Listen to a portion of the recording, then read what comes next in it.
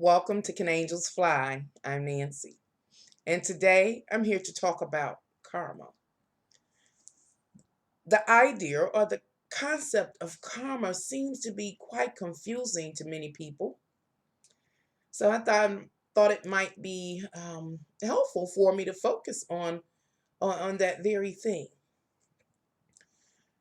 Think about what you personally believe karma to be.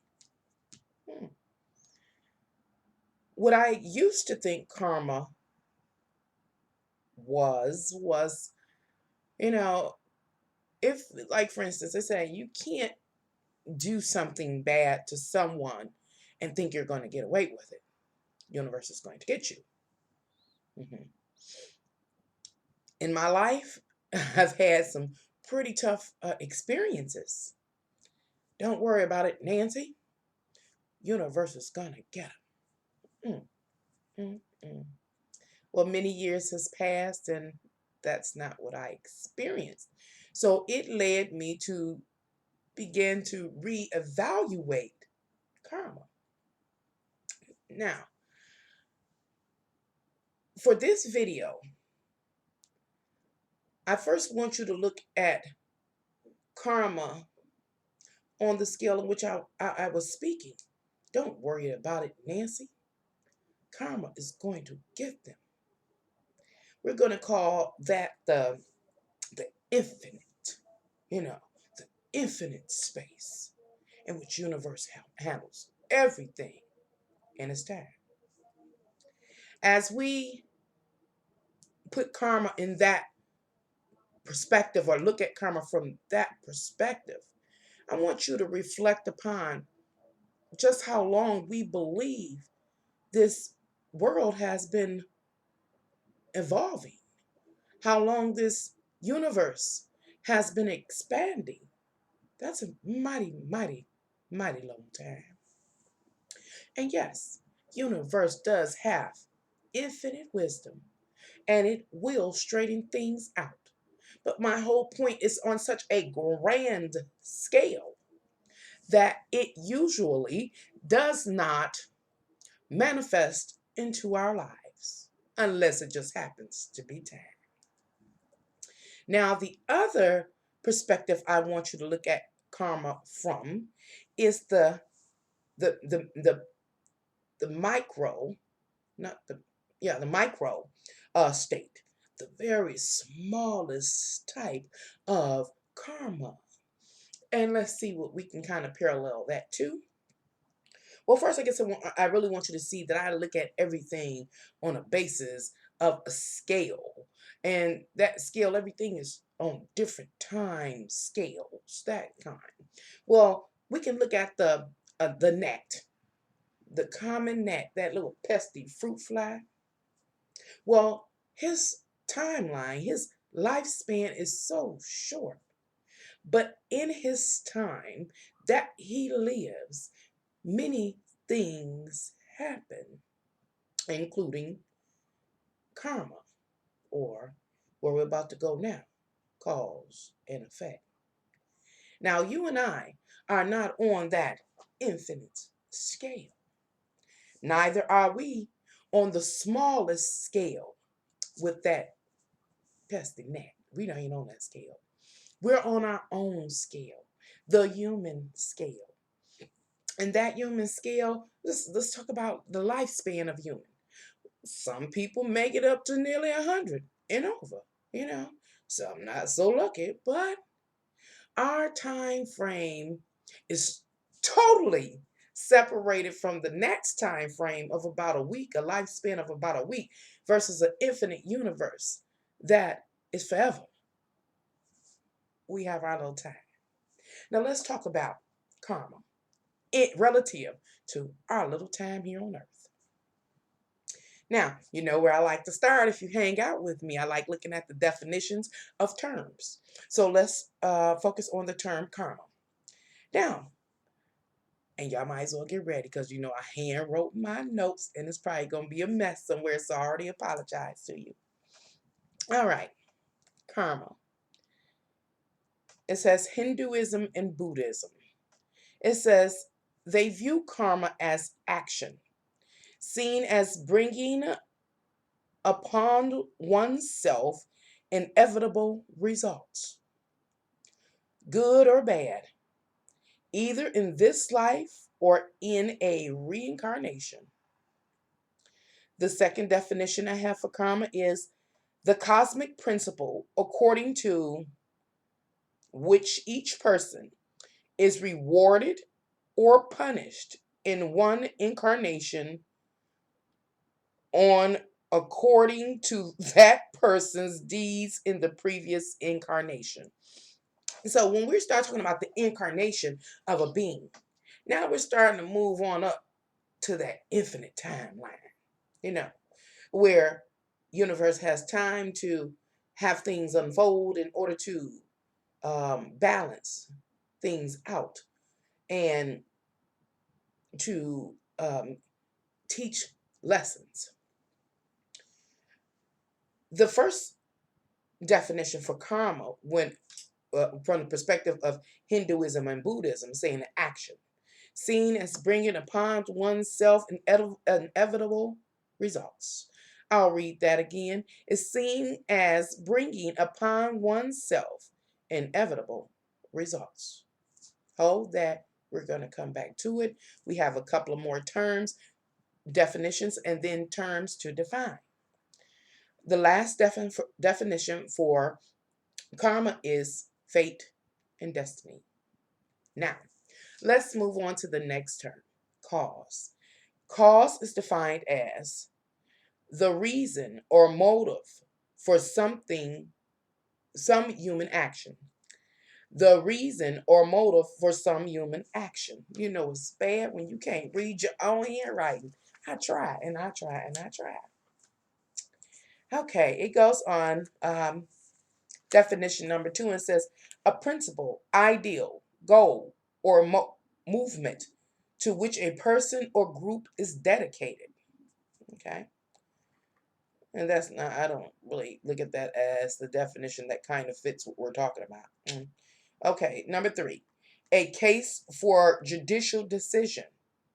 Eh, somewhat. 4, bring about. You can hold on to that. Bring about, cause, bring about.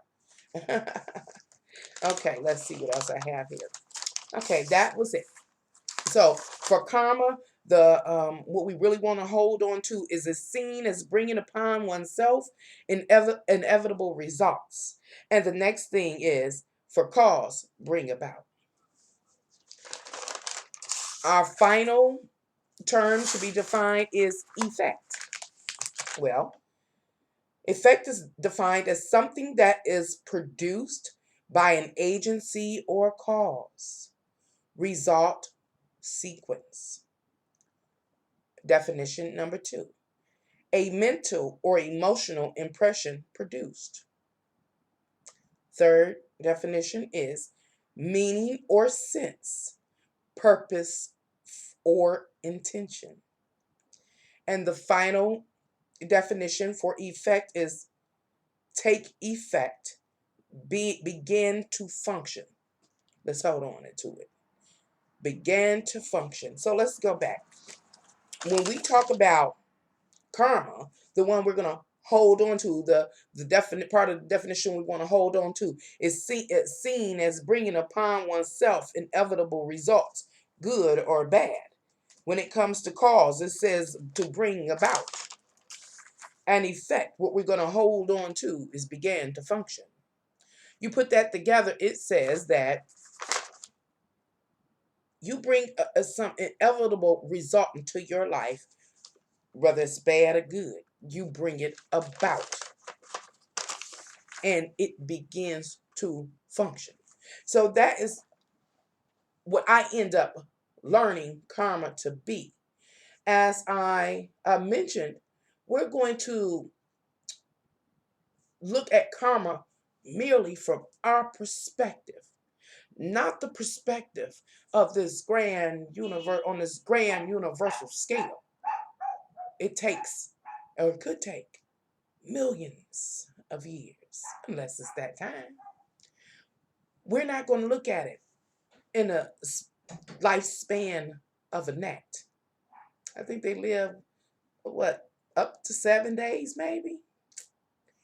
We kind of trumped them on that. So we won't use them. We're going to deal with our time span, you know, our human time span as we move forward and talk about karma. It was something else I wanted to talk about.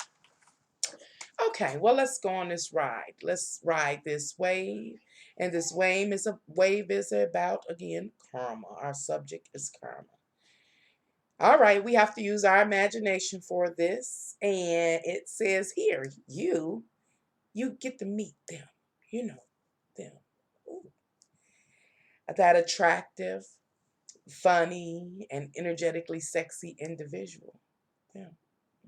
You get to meet. Yeah. Anyway, you date you date them for a while, and then you enter a romantic relationship. You even move in together. I want you to know you have activated karma. How have you activated karma? You meet them, and you move in. You start dating them, and you move in with them. Karma is immediately activated merely because you moved forward. Get it? Merely because you moved forward into an action because you felt something. And so you moved forward on it.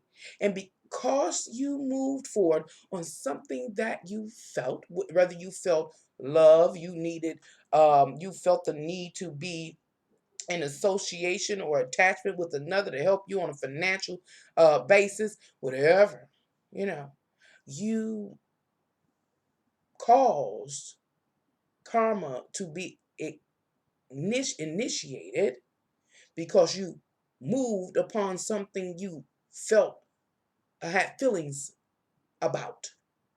And as the result, you will eventually have an outcome. You will produce something, that effect. Let me go back. Anyway, so now you didn't fell in love or whatever the case may be for you.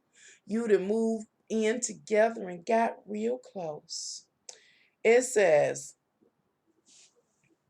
all right, yeah. So now we're talking about sometime later. It was that honeymoon stage. It was all good. The sex was good. The food was good. The attention was good. The partying was good. The foot rubs was good. Whatever the case may be, the money, whatever, you know, was being satisfied in you. Now, some time has passed, and that them is getting to be dissatisfied, unhappy. They're not being emotionally fulfilled like they used to be. You notice it, but you ignore it. You say, well, they're just human. You try to be a little more spunkier, you know, and you try to reignite the fire that you once shared. But they're not responding in the manner which you had hoped. Boom, guess what? You just initiated karma. Nancy, how did I initiate karma? By trying to rekindle that fire, you know, giving them some time to themselves, because they're human and, they might be going through something. How did I initiate karma? Well, cause you was feeling some type of way. So you decided to move forward and try to initiate that fire. And because you did that, you were producing outcome. Now let's continue with the story. Okay, that doesn't work. A little more time goes on. The next thing you notice is that them is not calling, checking in, or telling you they're going to be late for dinner or for lunch, they just get emotionally detached. You don't know why. You're still trying to give them some time because they haven't just been openly rude. They haven't shared their internal feelings. So you just give them time, you back off, and you let them do them. Maybe need to find themselves or associate with others, whatever the case may be. You just keep trying to be your fun, loving, and caring and nurturing self. But they're not calling and checking in. I mean, to the point where they don't have the decency to say, "Hey, I'm okay. I'm just running late or I'm working late." No, they don't do that.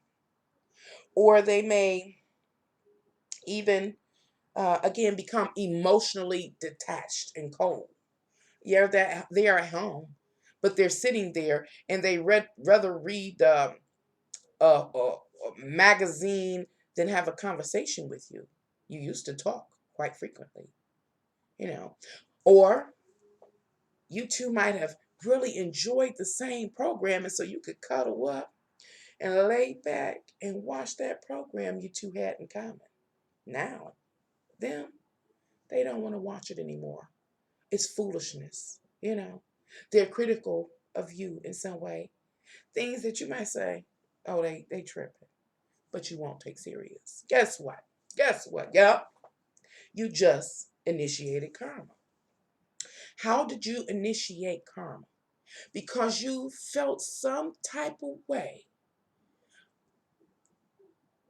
from your them not acting the way you've known them to act all the time you've known them. It made you feel some type of way. Did you start worrying? You know, did you have questions in your mind, but you just put them to the back of your mind, or you felt some kind of way, and that initiated karma because you acted in a certain way, and because you felt some kind of way, it will produce a final outcome. All right. Well, the story continues. A little more time goes on. You come home, and on your kitchen counter, hello, love, hello, nobody's home. Well, isn't that strange? That person, them, is usually here around this time. But okay, I'll ignore it. Hmm. You look on the kitchen counter, and there's a Dear John letter or Dear Jane letter. And it reads, it says, Sweetheart, you know, I'm so glad we had the time we had together, but I just don't feel the same anymore. I'm just not feeling you. Do you know? Do you know? Can you imagine or have you experienced something similar where it just floors you? Floors you. Here is the manifestation or the effect of the karma you originally initiated. Well, Nancy, when did I originally initiate that karma in that case scenario? Well, when you decided to date him, when you decided to move in with him, because you felt some kind of way. You felt they was a hottie. You felt you needed that financial help, and then an outcome had to happen, and that becomes the outcome. They were at this point in time in the storyline, they are ready to detach. And they don't even say anything. They just Dear John you, Dear Jane you, and they out. Okay. Well, karma has been also fulfilled with the Dear Jane and Dear John letter. Well, Nancy, how is it that karma has been fulfilled through a Dear John letter or a Dear Jane letter? Well, let me tell you. Because if you look back at the story, the scenario here, you're them. That's something special. That's somebody special. Remember, first they stopped calling and said, "Hey, I'm gonna be late getting home." They got emotionally detached. They didn't want to watch the same program. You was feeling some kind of way, but you didn't begin to ask questions or accept the truth about and what truth was being spoken. The truth was being spoken through their actions. This was where your intuition should have been picking up that something is wrong, something is deteriorating, something is slowing down. But you didn't. You ignored it. And so you initiated karma. And that Dear Jane letter or that Dear John letter is what the final outcome for that part of your story or that case scenario has been, is now, whatever the case may be.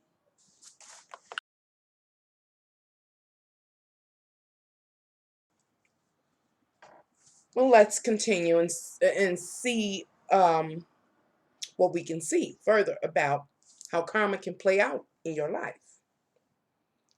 Well, a few more months pass, and you again feeling some type of way. That them, that special someone, that them, isn't returning your calls or engaging you. You know, you feel rejected. You feel absolutely rejected. So let's see what can happen next.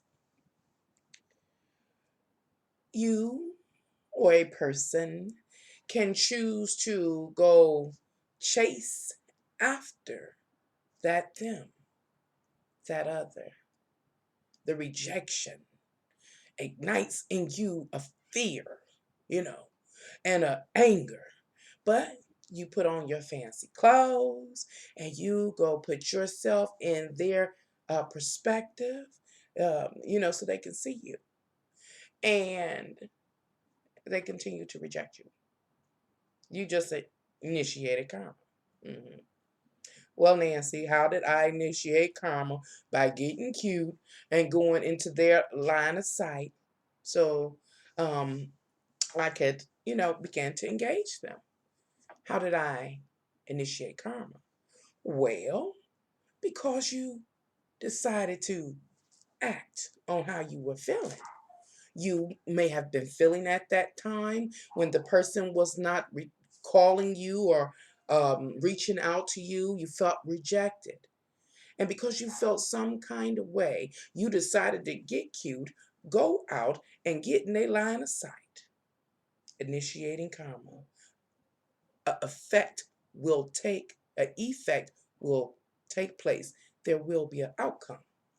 What will that outcome be? Well, this is where the story to many people, like everybody's lives, begin to branch. You know, I'm just using a romantic relationship as an example. But this is where, at this point, where things begin to branch out.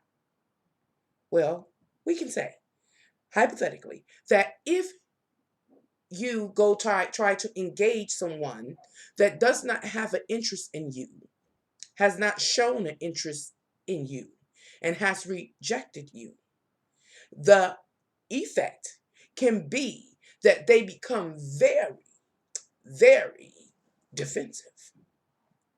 You know, that can be the karmic outcome of you feeling some type of way and acting on it. From that, it can move on to you becoming aggressive or violent or pushy, activating karma because you feeling some kind of way. You done topped out on anger and you make a movement or a motion to what do you call it, to um inflict revenge, and somebody gets hurt. You end up going to jail or you end up hurting someone. There you go. Karma fulfilled its an effect.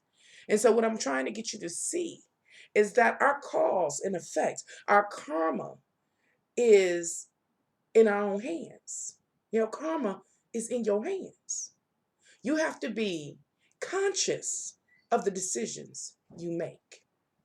Now, I want to back up to the point where a person receives a Dear John letter or a Dear Jane letter, because there's another alternative. At that time, let's say, not just the time, a few months later,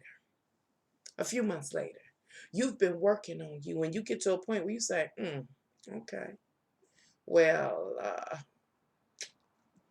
I'm so glad that we had that time together. Like Harold and them had, we had that time together, but I was just as tired, not perfectly honest, you know.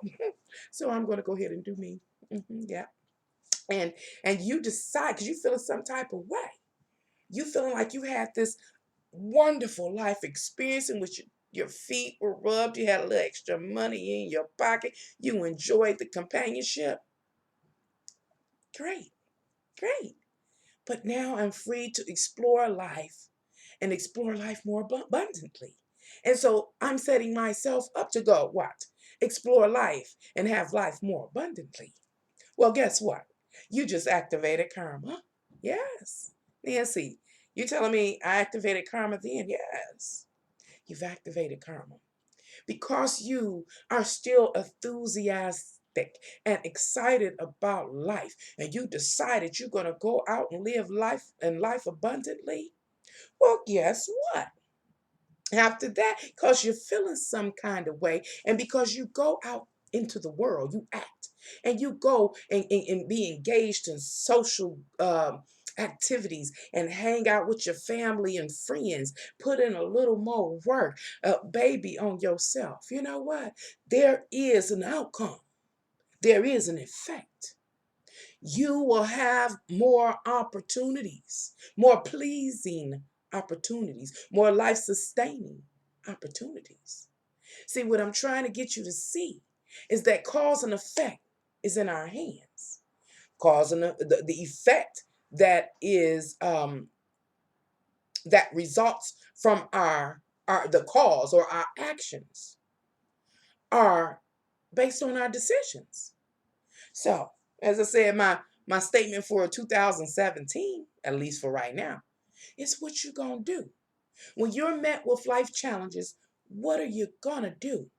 If somebody pushes some of your buttons and makes you angry, if they backstab you and betray you, and you feel sad, you feel vengeful, whatever the case may be, however you're feeling, you have the right to decide how you're going to respond. And understand whatever decision you make, that creates the effect, the final outcome. And at that point, every day, all day, every day, all day, you are initiating karma. Yep. Why? How? Because you feeling some type of way about something and you act upon it. When you act upon it, that turns karma on. It's constantly being cranked. And each time you crank karma, each time you act on something, you can feel a kind of way and readjust your feelings. But every time you act on it, whether you act on it good or bad, you have an outcome. Now, I want to go back real quick and switch the story around just a little bit. And let's talk about them. Mm, them. That energetically sexy person that you had time to spend with. They were fabulous, and just until they just wasn't no good no more. They didn't want to be involved anymore. That's fine. But let's talk about them. I always use me as an example. Oh God, they did me wrong. You gonna get them. You gonna get them.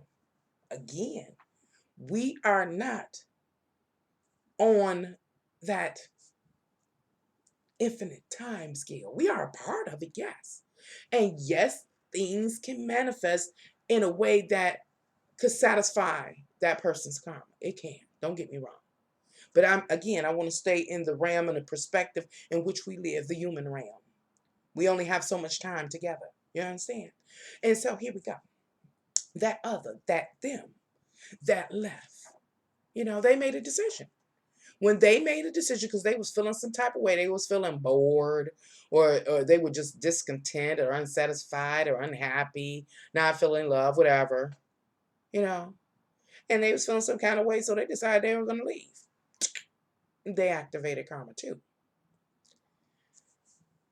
If they activated karma in a way that, and their actions, now we're talking about the actions, and they moved forward on an action that was not good for them, was not healthy for them, could not satisfy a need in them, then their karma, the effect would finally unfold that supports that bad decision, that that thing that they chose to take on that didn't satisfy the need, and they're further faced with discontent and, and sadness or disappointment.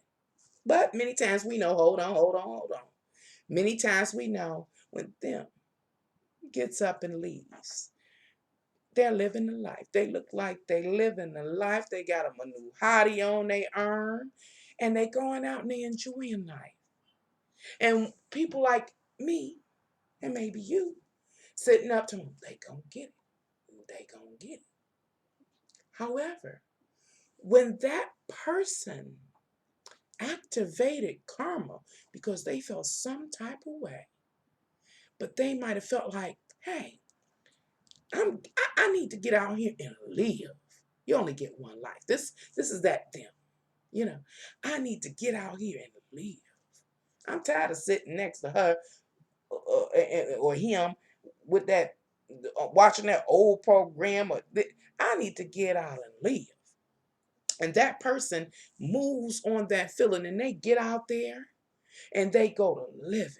They go to hanging with friends and like I said, get them a new mate, and they might go to traveling and really enjoying their life. Well, guess what? They've activated karma, and there will be a final outcome. There will be an effect. And that effect would be satisfying and fulfilling because that was their initial need. So when you see them out having fun, understand the reason why karma ain't getting them. God ain't getting them. It's because they're living out their heart's desires. You know, this is what they wanted. This is what they needed. And so they went after it, obtained it, and it's good for them. Now, that's pretty hard to digest, I know, when your heart is broken. But what I have to say to those who have a broken heart or is headed to having a broken heart is number one, you got to deal with the truth. And that them dealt with their truth. They made their moves based on their truth. Yes, it is selfish, but hey, we talking about karma here. Who's suffering? Who's heartbroken? Who's lonely? Who life has stopped? That person that did not move forward with the truth. That person that was, I understand the truth. I understand that you may have been dealt a bad hand. How were you dealt a bad hand? Because you were in love with someone. You didn't care about being bored. You didn't care about watching the same program. You were happy. You understand? I understand that. But when the evidence or the information begins to merge that you are in a situation that is either dissolving or it's not growing, if you see the discontent in others, understand if you let that slide by and if you ignore it, you are initiating karma, and there will be an effect. That what effect do you think that's going to have on you? So it's called cutting your losses, to try to uh, reduce the amount of pain that you will go through, the amount of grieving you will go through. It's a different thing to see something and go ahead and just act on it versus seeing something and ignoring it and letting time go on, and you're more invested and you're trying harder. It's a difference. There is some salvation in facing the truth and making your determinations upon the truth. Now let's run that case scenario back. You meet that then, and you start dating, and then you begin to have a romantic relationship. You move in together. Everything's good. Then one day things begin to change. They don't call anymore to let you know that they're late. They become emotionally detached. When you start picking up on the evidence, you say, okay, well, I'll try to talk to them. Well, they don't want to talk. They're not expressing their intentions or how they feel. Well, you have the right to initiate the next level of karma.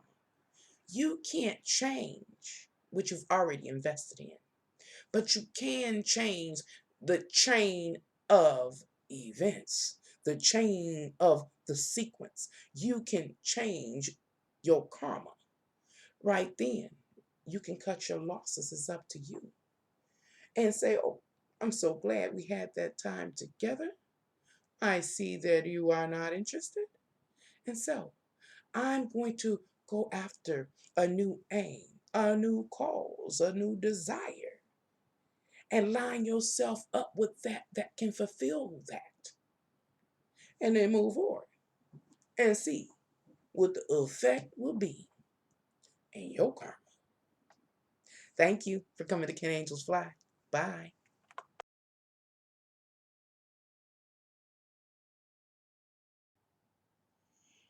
It's one more thing before I go. I want to make sure you are aware that you can get stuck in a karmic loop of hell if you keep making decisions or having emotional responses that continue to fuel negative effects in your life, one after the other, the next after the other, one after the other. I can't even get it, but like a wheel.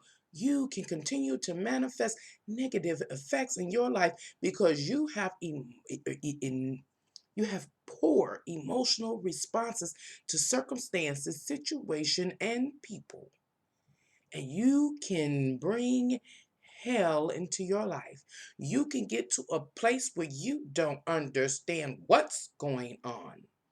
You understand? You will feel like you're constantly under attack.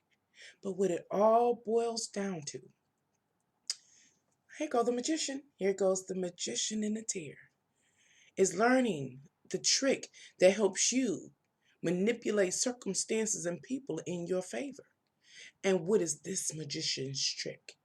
It is you and your emotional response to situations being responses that will result in an outcome of abundance and peace in your life.